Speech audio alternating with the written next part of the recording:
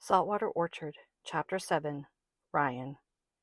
Ryan gasped as the door swung open. She'd wanted to run as soon as she'd heard the tires on the gravel, but Erica was still woozy from the low blood sugar. The food she'd eaten hadn't kicked in fast enough for her to have the strength to escape with Ryan through the woods. And really, where else could she go? Just let us leave. We don't want any trouble. Ryan tightened her arms around her daughter. She doesn't feel good. Just give us another 10 minutes and we'll be out of your way. Who are you? What are you doing here? What's wrong with her? The questions flew at Ryan so fast she didn't know where to start. A man stood framed in the doorway. He was wearing a pair of dark jeans and work boots. He had on a black t-shirt with an untucked red and black flannel over the top of it. Somehow the clothing didn't quite fit with the rest of his manicured looks. It was almost as if he was trying out a role. Tackling the last question first, she stated, "Nothing. She has diabetes. She's recovering from a low sugar. We just need a few more minutes for the sugar she ate to hit her bloodstream. Then we'll be out of your hair." At the words, Ryan glanced at the man's head.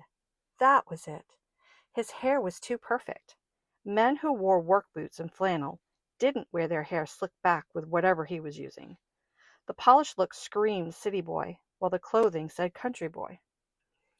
Ryan went on the offense. "And who are you? And what are you doing here?" She didn't know who this man was, but what if he had no more right to be here than she did? She raised an eyebrow at him as she waited for his answer. "I own the place. I'm Richard Mosley. This was my uncle's farm. Your turn. You didn't tell me who you are or why you're here." Richard? This man couldn't be Ricky. Ryan held her breath. She used to hang out with him when he came to visit his uncle on the farm. She hadn't seen him since they were 16. Would he remember her? Maybe. She didn't think she'd changed all that much over the last 14 years. But then again, she hadn't recognized him at first glance either. It's a long story. The short version is my landlord kicked me out over a bogus issue. I didn't have any place to go. I was driving by looking for a place to camp. The farm looked abandoned, so I thought we could stay here until I could figure out a better option. Like I said, we'll get out of here as soon as my daughter is okay to walk. Ryan let her words slow. She was giving too much away. Her stomach dropped at the thought of having to walk anywhere with Erica tonight. Thankfully, they had accumulated little beyond what they'd brought with them over the last 2 weeks of staying here. Once again, they would leave with their backpacks only. But where would they go? Maybe it was time to swallow her pride and ask for help at work. She knew Abigail and the rest would help her if they knew. Ryan felt tears slipping down her cheeks. "Hey," Richard stepped further into the room. "We'll figure out something." Ryan tensed for a moment as he filled the already small room. She wasn't used to having a man around. Richard seemed to loom over where Ryan and Erica sat on the bed, and yet she didn't feel intimidated by him. Erica wiggled in Ryan's arms. "Mommy, you're squishing me." "Oh, sorry, sweetheart." Ryan loosened the tight hold she had on Erica. "Are you feeling better?" The little girl nodded her head. "Let me check your sugar." Ryan stood, forcing Richard to take a step back towards the door. She scooped the testing kit off the table and hurried back to Erica. Quickly placing a test strip in the monitor, Ryan clicked the lancet against Erica's finger. She scooped up the bead of blood needed, and the two heads bent over the monitor, waiting. The number popped up. 110. "It looks like you're doing better." Ryan kissed her daughter on the top of her head. "Why don't you go grab a package of peanut butter crackers? I'll give you a shot for them in a second. And there should be a bottle of water over there, too. Drink that." "Okay, Mommy." Erica hopped off the bed and scurried over to grab the snack and drink. She waved a small hand at Richard. "Hi!" completely unconcerned with the large man standing just inside the door. Ryan closed her eyes for a moment before standing to face Richard. She'd grown tired of feeling like he was looming over her. It didn't help that he'd filled out considerably since she'd last seen him. He was no longer a lanky teenager. There was a scruff of beard on his cheeks. She liked it. She'd always liked a man with facial hair. It made them appear, well, more manly. She rolled her eyes at herself before turning to face him. "We'll be out of here as soon as we can. Sorry, we moved in without permission. I heard Art had passed away, so I thought it would be okay. We've only been out in the barn and—" She let her words die before she rambled further. Rubbing a hand over her face, she gave him an apologetic smile before continuing. "My car died when I got here tonight. We'll walk into town tomorrow, and I'll get someone to come get it. It seemed like it was finally time to ask Brenda and the rest for help." Ryan flushed slightly under Richard's gaze. She hadn't meant to stay so long, but the barn had felt like home, oddly enough. She knew it had been too good to last. Is it okay if we stay the night? I don't want my daughter having to walk so far right now. Town was about 2 miles away. Walking after having a low blood sugar might cause Erica to go low again. Ryan didn't want to be caught on the road after dark with her daughter having another blood sugar issue. Otherwise, just give us time for her to eat her snack. Ryan knew she was babbling and snapped her mouth shut. If they left now, she'd just skip the shot, which should keep her daughter's blood sugar stable. Erica would love the adventure of walking in the dark. Ryan thought Brenda would let them stay at her place until they could find somewhere else to go. Richard cleared his throat. Would you let me put you up in a hotel tonight? I can get your car towed and looked at as well. Ryan's eyes widened at Richard's offer. It took her a minute to gather her thoughts. I couldn't let you go to all that trouble. I'm the one here where I shouldn't be. We'll be gone as soon as possible. She walked over to where Erica was sitting, her mind racing. She prayed silently. Lord, help make it clear what we should do. Keep us safe. I have another idea, Richard said. Ryan turned back, willing herself to wait for him to speak. She placed a hand on Erica's shoulder. Her daughter, oblivious to everything around her, was eating her snack while reading one of her Laura books. My uncle lived here for 50-plus years. He's collected a lot of things. The house appears to have gone with no updates for years. I'm planning to stay for a while to get things ready to sell. I'll let you stay on the farm if you'll help me do all that. Ryan narrowed her eyes at him as she considered his words. She wouldn't consider Richard a stranger, but she didn't know what type of man the boy she'd once been friends with had grown up to be. Did he have integrity? What would he want in exchange for her help? She raised an eyebrow at him. How much? Richard looked at her with confusion. How much what? How much to do that? What do you want from me? He took a step closer, a smile on his face. I wasn't clear, was I? In exchange for your help, you can stay here rent-free. It will only cost you labor. It's a win-win. You get a place to stay with your daughter, and I get help cleaning out my uncle's house. That seems a little too good to be true. You haven't seen inside the house yet. It's going to take a lot of work. I also need to get the orchard up and going again. I'm going to need all the help I can get. What else might you want from me? She raised an eyebrow at him, because the answer is no. Holding up his hands, Richard said, I'm not that kind of guy. Strictly business. You help me sort, haul, and clean the house for starters. In exchange, you and your daughter can have the second floor of the house. If I remember right, there are 3 bedrooms up there, as well as a full bathroom. We can share the kitchen. Ryan looked at him in confusion. Why don't you just hire someone to clean the place out and move on? There are companies you could hire that would do it faster. She looked at his hair, at his boots, and back at his eyes. You don't strike me as someone used to manual labor. Richard's cheeks flushed as he looked at Ryan, clearly taken aback by her words.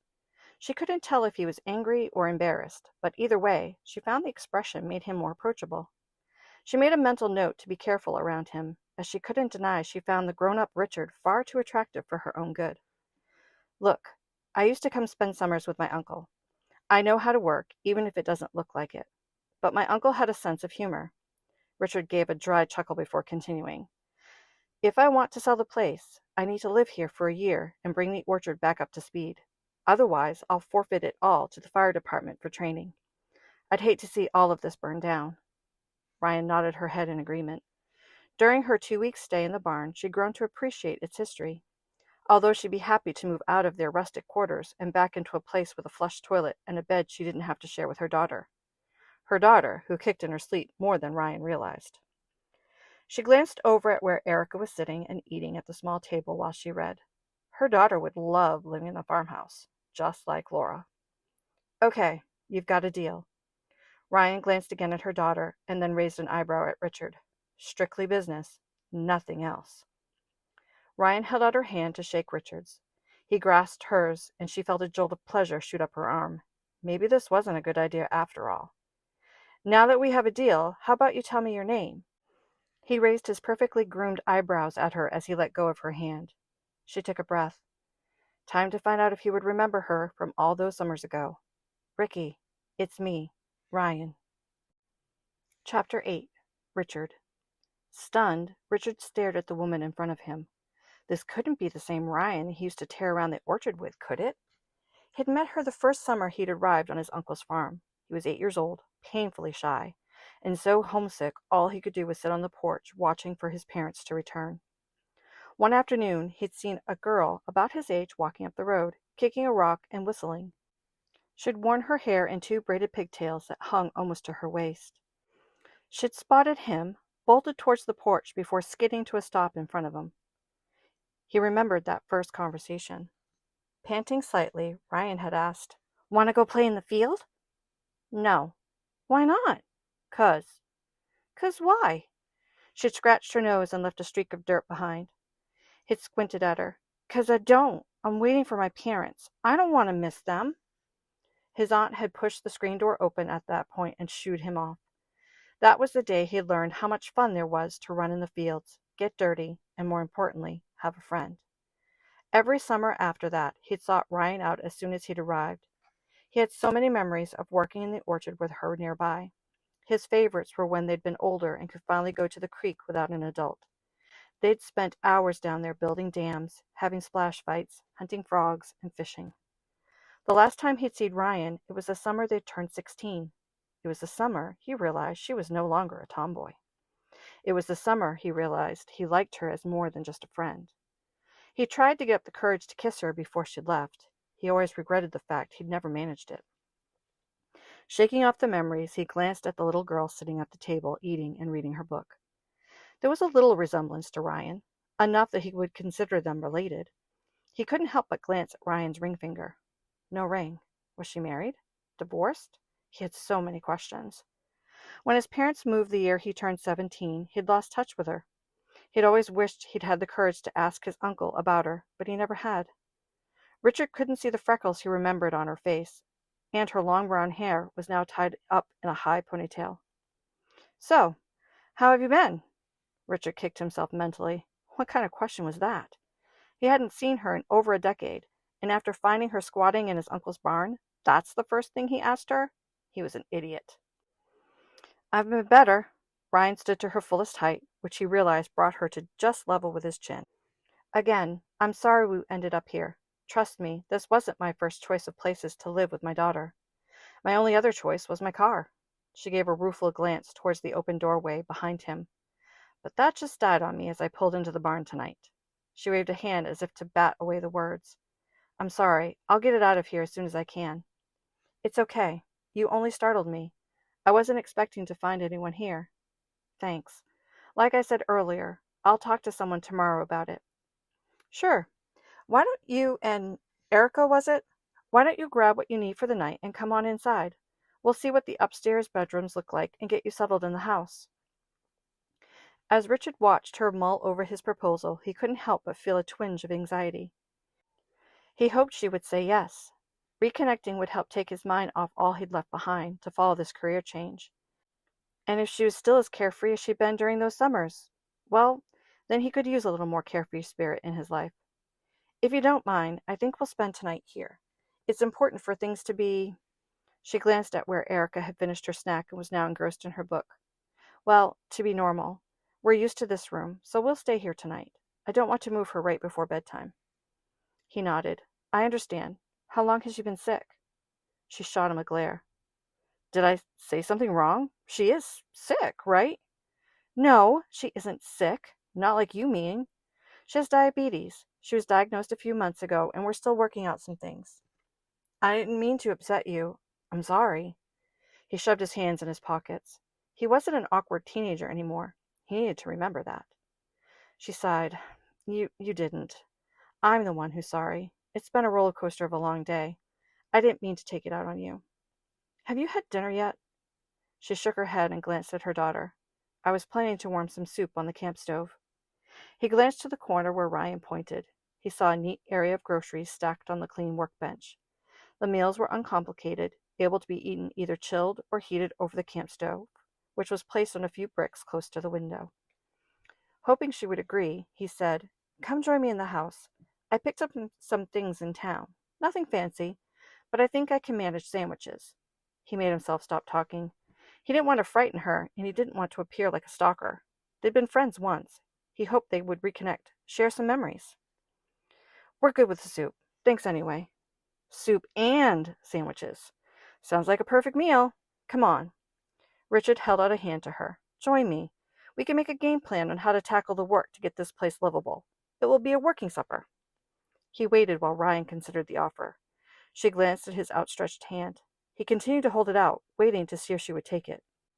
It had been an impulse, but he didn't want to take it back now. He wasn't sure what was wrong with him. He never used to be so impulsive in anything.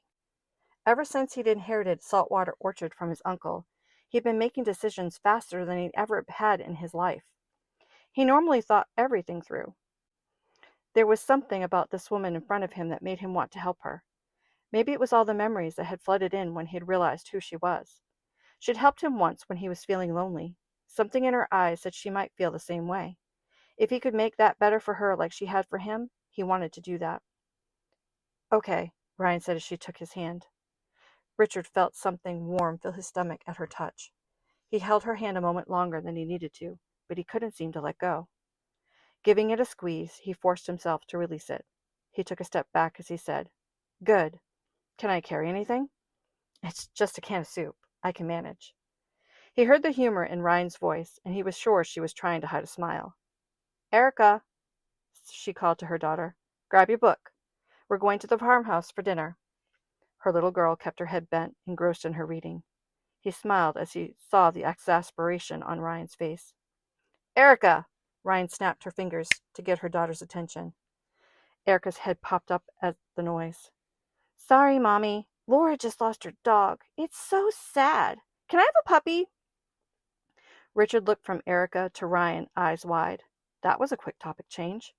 He heard a giggle, and he glanced at Ryan. Sure enough, she had her hand over her mouth, hiding a smile. Are all kids like that? You get used to it, she said as she gave him a smile. His breath caught. She was far more beautiful than he remembered.